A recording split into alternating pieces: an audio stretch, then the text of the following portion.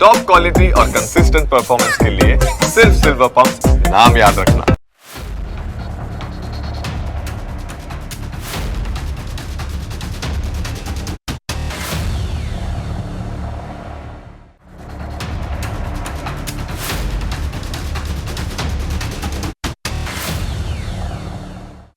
દિલ્હીમાં જુદી જુદી તપાસ એજન્સીઓ આત્મઘાતી હુમલાની તપાસ કરી રહી છે.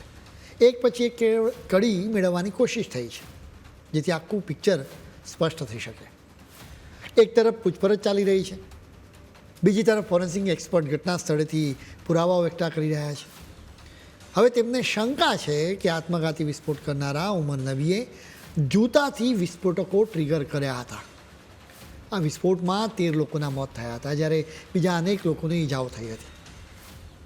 તપાસ અધિકારીઓને ડ્રાઈવરની સીટની નીચેથી એક જૂતું મળી આવ્યું છે. એની અંદર તેમને મેટલ જેવી વસ્તુ મળી આવી હતી. વળી એકદમ ખતરનાક TATPના અંશો પણ મળી આવ્યા છે.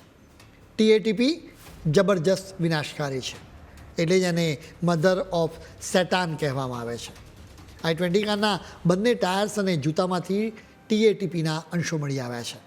આટલી તપાસના આધારે એવા તારણ પર પહોંચવામાં આવ્યું છે કે બ્લાસ્ટ કરવા માટે જૂતાનો ઉપયોગ કરવામાં આવ્યો હશે.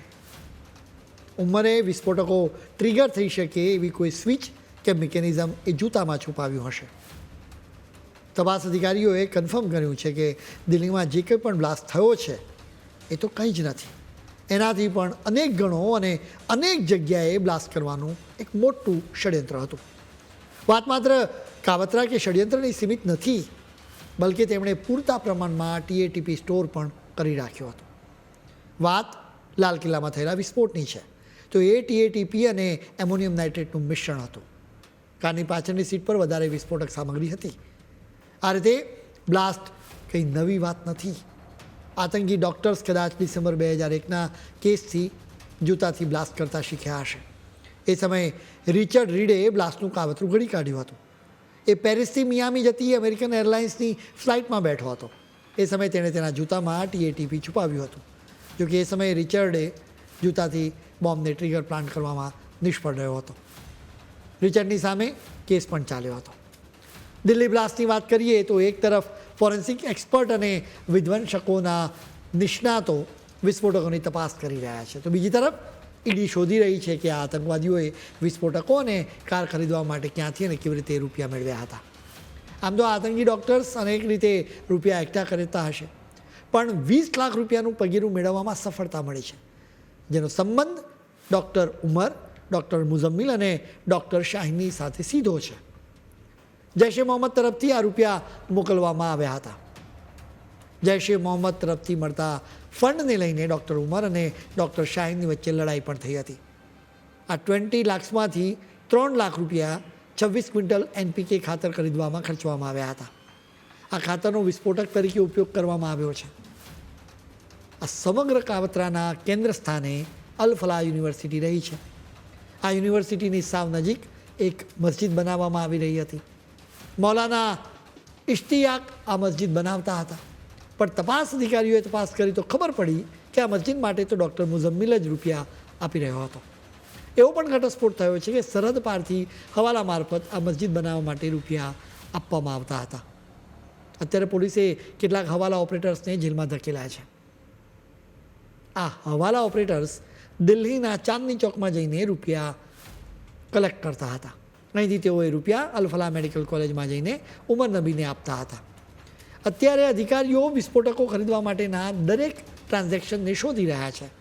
ખાસ ફોકસ હવાલા હેન્ડલર્સ, વચેટિયાઓ અને સ્થાનિક વેપારીઓ પણ કરવામાં આવ્યું છે.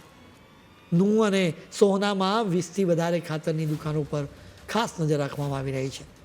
રૂપિયાની લેવડ દેવડના મામલે 2 રાજનેતાઓની પણ પૂછપરછ કરવામાં આવી રહી છે. બ્લાસ્ટના આ કેસમાં આમ તો 15 જેટલા ડૉક્ટર્સ પકડાયા છે.